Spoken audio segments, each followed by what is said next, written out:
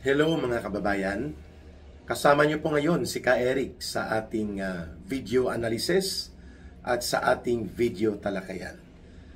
Kahapon lamang po ay muling sumambulat na naman ang additional installment into the video testimony release na pinapalabas po ni Ginoong Saldico, at talaga naman po nakakayanig ang kanyang binanggit sa kanyang video sapagkat lumalabas na family criminal syndicate business ang ipinapakita ni Saldico sa kung papaano nasasangkot si Marcos Jr., ang kanyang anak na si Congressman Sandro Marcos, ang asawa niyang si First Lady Lisa Araneta Marcos, at ang bayaw ni Marcos Jr.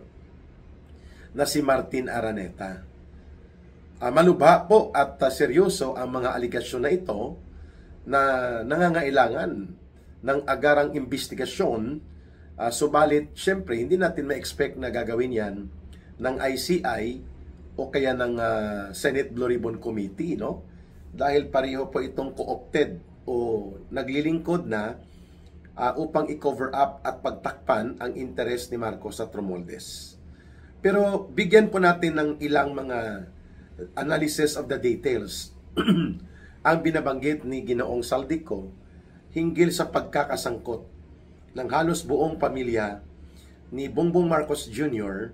sa agricultural smuggling at sa tinatawag na hoarding and cartel operations control of the agricultural importation. Ayan. Una, binanggit po ni Saldico na ang nangungulekta sa Bureau of Customs na mga corruption, mga patong at kasindikatuhan, walang iba kundi si Lisa Araneta mismo, ang asawa ni Marcos Jr. Bagamat ang tinatawag nito sa mga backdoor information, naririnig na po namin ito. Ako na may connection sa maraming intelligence sources na nakakausap ko, lalo na yung mga dati kong kasama pa na nasa NTF-ELCAC pa kami noon o sa National Task Force to End Local Communist Armed Conflict. Ito po ay lumalabas ng pangalan ni Lisa Araneta at ni Mike Araneta. Binanggit kahapon ni Saldico na during elections 2025, I think that was April or March, bago pa magkaroon ng pagpapadala ng sulat confidential si Saldico hinggil sa kanyang mga sinasabi na bumubukol na ang budget insertions, hindi lamang kay Marcos Jr. kundi mismo sa kay Martin Romualdez at iba pang mga kasamahan nila sa Kongreso.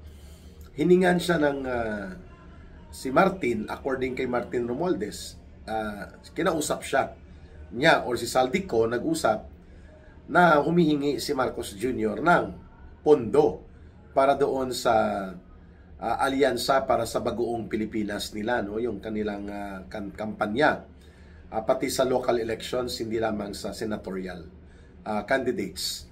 At binanggit ni Saldico na sinabi ni Martin Romualdez daw na nakapag-remit naman ang mga tao nila ng 11 billion mula doon sa mga importasyon ng mga agricultural products na inaariglo nila at 9 billion mula sa customs. So mga 20 billion pesos, and that was 2 months away from the elections or 3 months away from the elections. So kung bibigyan natin ng isang pananaw itong mga salaysay ni Saldico, tumutugma ito doon sa mga meetings na nagaganap sa Aguado Street. Itong Aguado Street po is across Malacanang lang sa South Side Gate ng Malacanang at nagsisilbing parang operation center kung saan nagtitipon-tipon sila Marcos, sila Saldico, sila Romualdez, at doon din minsan may deliveries kung nagmamadali si Marcos na kumuha na ng pera according to the video revelation ni Saldico. Okay. So may 20 billion na pala na ipinasok noong February pa, galing sa customs at galing sa importasyon ng mga sibuyas, bigas, asukal, na alam ni Martin Romualdez ay bahagi po ng pangungulekta ng First Lady. o ni Lisa Araneta at ng kapatid nito. So iyon po, binanggit na mismo ni Saldico sa kanyang video release na he knows about the collections na nangyayari sa Bureau of Customs at dito sa agricultural smuggling and cartel operations control of agricultural imports. Pangalawa, pinangalanan na mismo ni Saldico, mga kababayan, na direkta po si Lisa Araneta Marcos. Siya ang nagtatakda kung papaano ang kamadahan sa rice importation, sa importasyon, sa agrikultura, which includes importation ng mga karne, isda, at pati na sa sibuyas, at iba pang mga agricultural products. Kasama po niya dito ang kanyang kapatid. Ang pagkakatumbok po ng pahayag na ginawa ni Saldico sa kanyang video that Lisa Araneta controls the rice hoarders and the rice cartel. Ang rice cartel po, matagal itong nilabanan ni Pangulong Duterte sapagkat sila ay mga rice traders at the same time mga rice hoarders. Sila po ang nagkukontrol ng importasyon at ang trade ng local purchase and market ng bigas sa Pilipinas.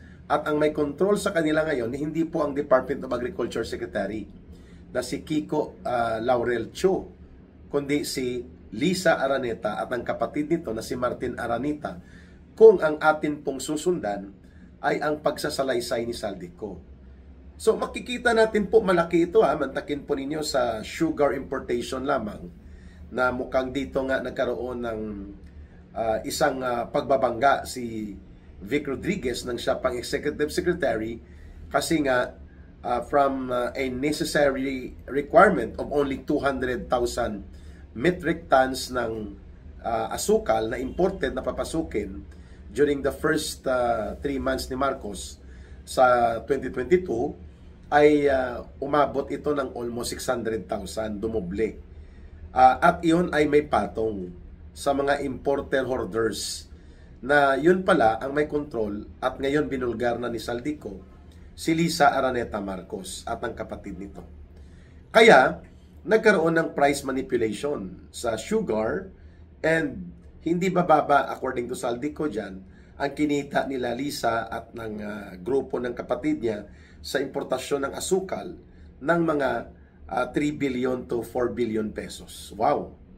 And then sa pagsirit ng presyo ng bigas ay kahit na mayroon na pong problema sa market price at kailangan ng ibaba ang tariff o yung buwis na ipinapataw ng gobyerno sa bigas na imported para ito ay bumaba at magkaroon ng market impact para hindi po sumirit ang presyo nito. Nabanggit nga ni Saldico na pwedeng between 22 pesos to 25 pesos per kilo pwedeng magkaroon ng actual na presyo ng bigas. Pero imported lang ang 80% nito kasi nanggagaling ito sa rice importation, which ang nagko-control si Lisa Araneta. Subalit kahit pinababaan ni Marcos Jr. Into the level of 15% lang ang taripa sa bigas na imported, hindi pa rin po bumabagsak ang presyo nito. On the average sa 52 hanggang 58 pesos pa rin po in the last 6 months noon ng pagkakaroon ng sobrang gipit sa presyo ng bigas.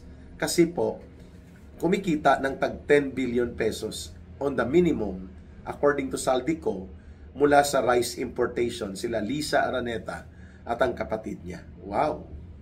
Mga 3 to 4 billion sa sugar importation nila, at sa rice mga 10 to 12 billion pesos. At sa sibuyas, mga 5 billion din ang kinikita nila Mike Araneta at nila Lisa Araneta.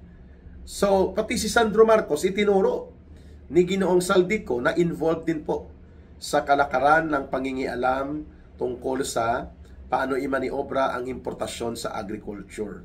Kaya pala, ito ang binabanggit ni Pangulong Duterte, na si Lisa Araneta wanted Duterte to appoint Bongbong Marcos Jr.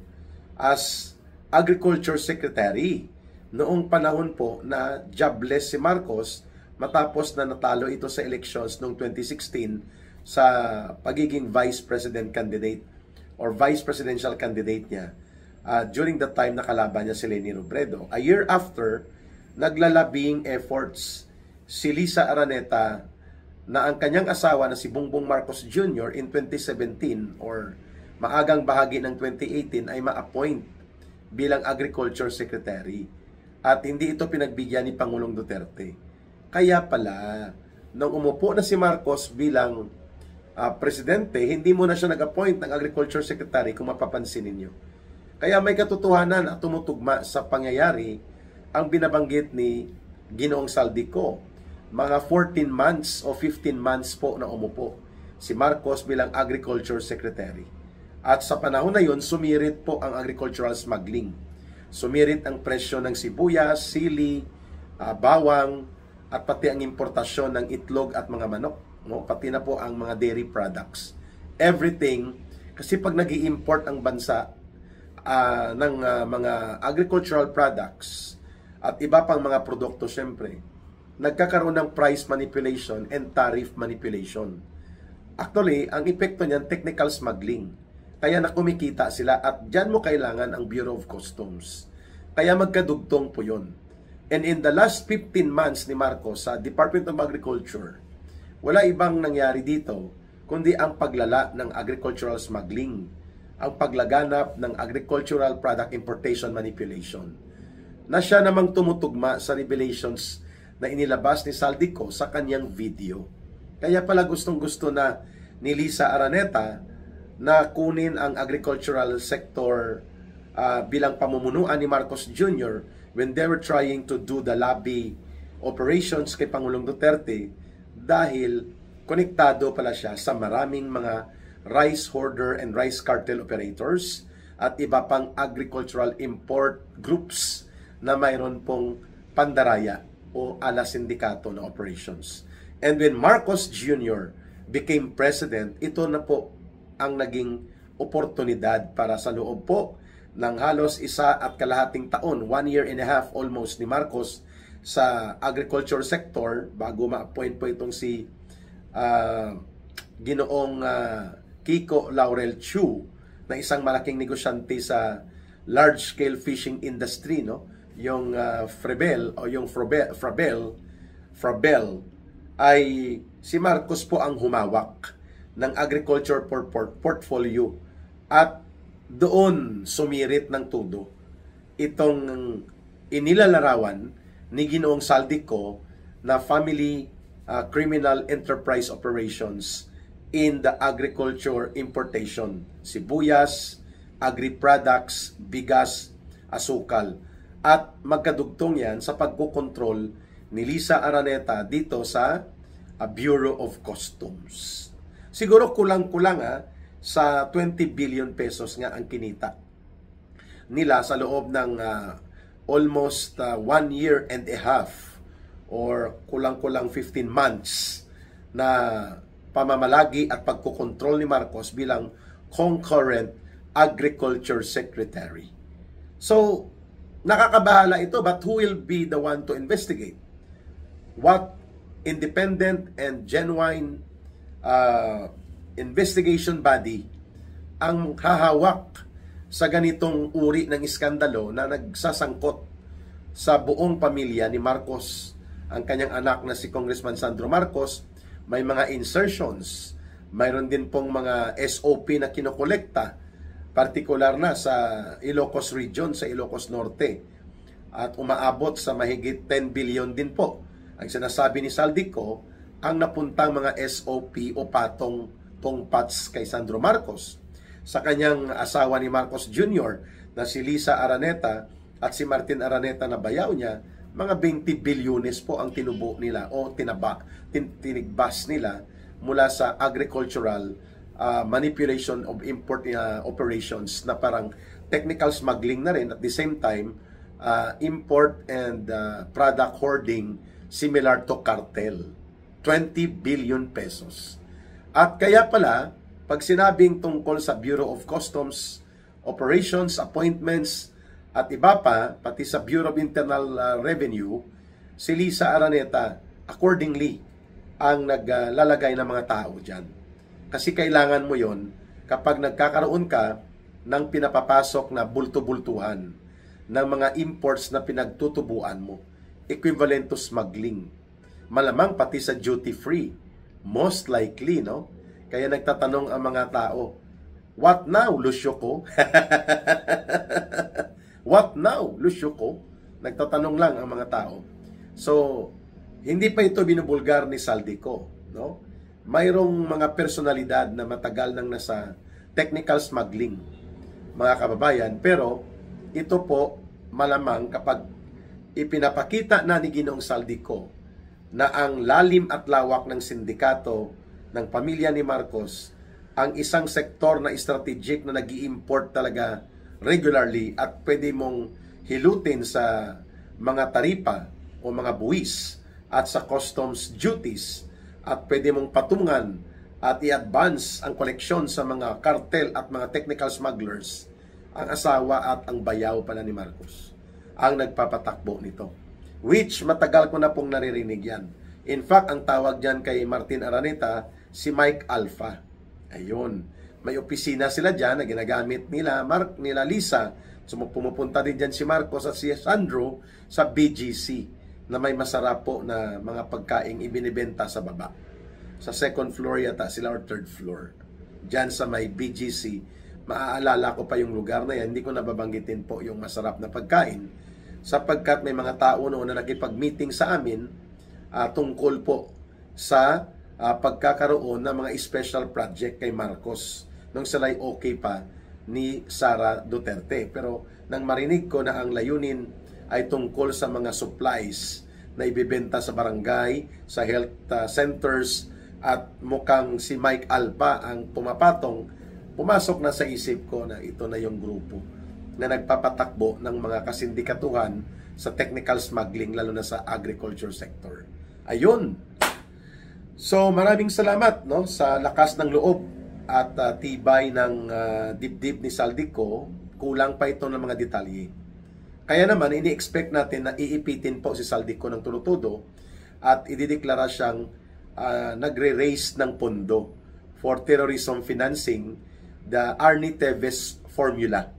At upang automatic po yung lahat ng assets niya ay ma-freeze order hanggang ma-confiscate immediately sapagkat mabilis po ang execution of decision of the court kapag i-establish ng gobyerno na involved sa terrorism and terrorism financing ang isang tao o grupo ng mga tao. And most likely doon papunta yon. Kaya nga tell all ka na, Saldico. Mag-execute ka na ng tinatawag na executive affidavit that will fit as an international valid document at panumpaan mo na lahat ng ito, iparecord mo na, total may pera ka pa naman na pwedeng magagamit at magsisilbi itong ebidensya even sa international na level upang ipakita that the government right now in the Philippines is being presided by a criminal group of syndicates of plunderers, corrupt, and smugglers, and even a drug addict president. No, malamang may alam din si Saldico tungkol dyan, kasi nasa inner sanctum, no? Yun ang term na ginamit ni Saldico, na makipag-meeting sila ni Romualdez noon sa mga party list groups and urban operatives ng CPP, NPA, NDF para durugin si Pangulong Duterte at si Vice President Sara Duterte sa special ops ng okay pa sila. That was last year, September 2024. And then sa October 2024, pati ang ICC operations, alam ito ni Saldico.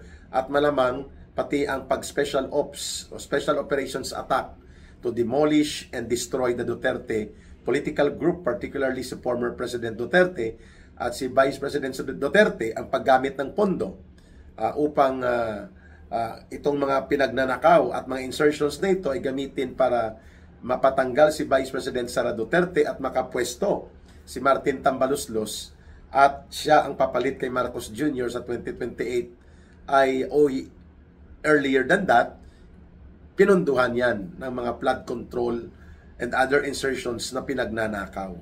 Alam niya ni Saldico, malamang ilalabas din na rin yan, including ang pagpondo ng pagkidnap o pagpapadukot kay Pangulong Duterte at pagpapadala at pagpapatapon at pagpapakulong sa kanya sa ICC. At pati po ang operations ng ICC sa Pilipinas na kinonsente at kinumpasa ni Marcos at Romualdez.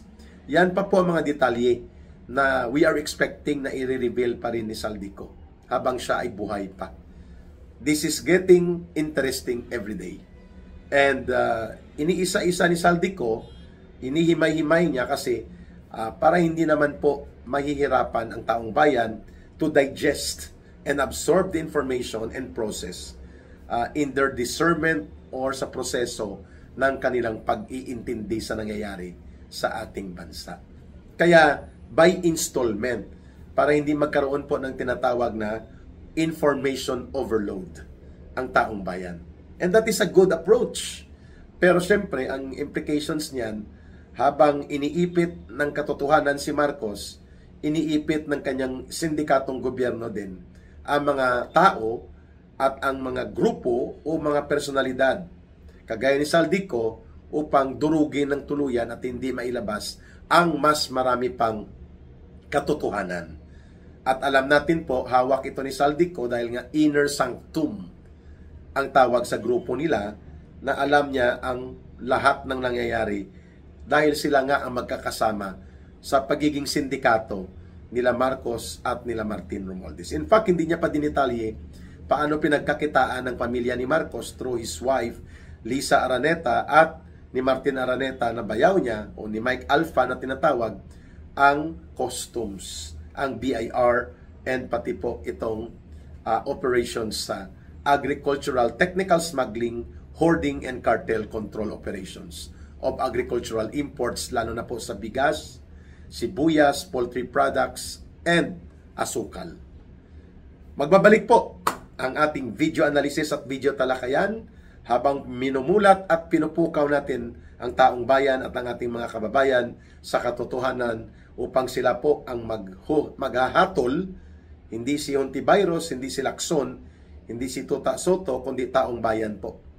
Hindi ang ICI ang yayakap sa katotohanang sumasambulat the way these are revealed right now in the many videos na ginawa at ginagawa pa ni Ginoong Saldico, at malamang may iba pang mangyayari din na mga pagbubunyag. Mahalin natin ang bansang Pilipinas. Walang ibang magmamahal nito kundi tayo ring mga Pilipino. We deserve a better government. Hindi kriminal, hindi adik, hindi sindikato, hindi smugglers, kundi gobyernong totoo para sa taong bayan at para sa bansang Pilipinas. Hindi para sa pangungulimbat, pangungurakot sa pundo at puder at paggipit at pagpapabagsak sa taong bayan. Kaya po, ang ating panalangin, God will save our country as well as our people through prayers and our actions collectively. Para sa Diyos at sa Pilipinas nating mahal, may God bless everyone, and may Allah will be with those who are Muslim brothers and sisters. At ang ating line of support for Bangon Sambayanan People's Movement, ang GCash line po natin ay 0916-308-7710. Uulitin ko po, 0916-308-7710. Rohilda, Celis, or Kailangging. Line of support and GCash line for coordination. Bye for now. Mabuhay ang sambayanang Pilipino.